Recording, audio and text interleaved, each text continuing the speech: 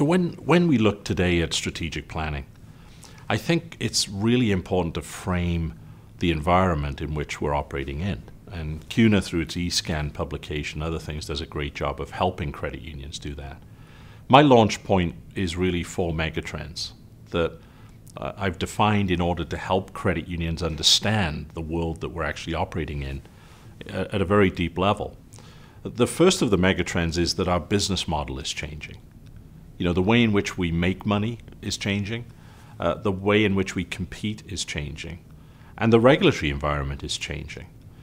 Now, 5 years ago, when we talked about the business model, we would talk about the pace of consolidation in the credit union movement, and people would have friendly wagers on how many credit unions would disappear in any given year. Today, the dialogue has now moved to the fundamental business model. How do we grow? How do we make money? How do we compete? How do we operate the credit union better? And that's sort of a good segue into the second megatrend, which is technology. I think we're living in an unprecedented time as far as the speed and impact of technology is concerned.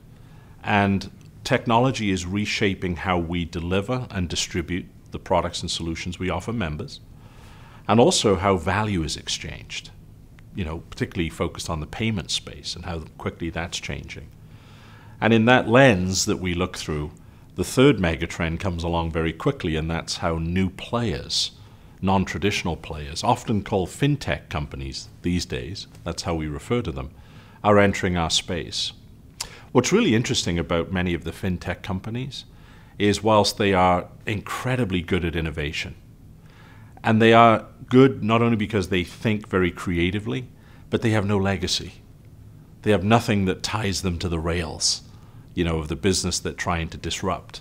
And so they can really take a clean sheet of paper and apply original thinking to a problem.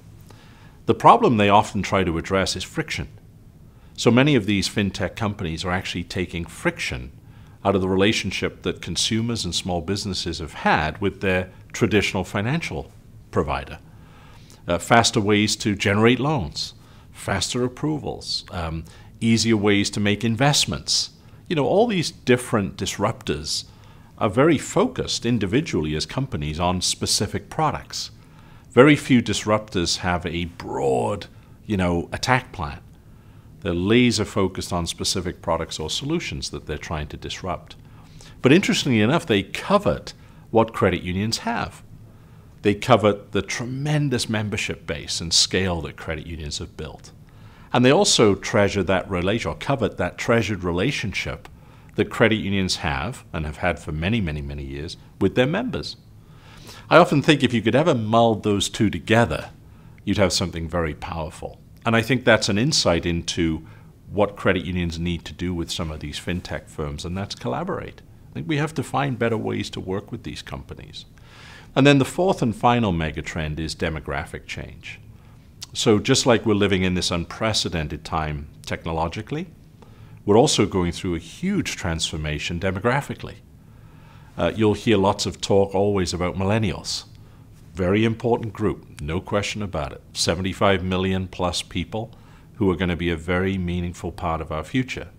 But you mustn't forget, you know, the 65 plus group, which is growing to a rate where almost 1 in 5 Americans will be 65 plus, not too far from now.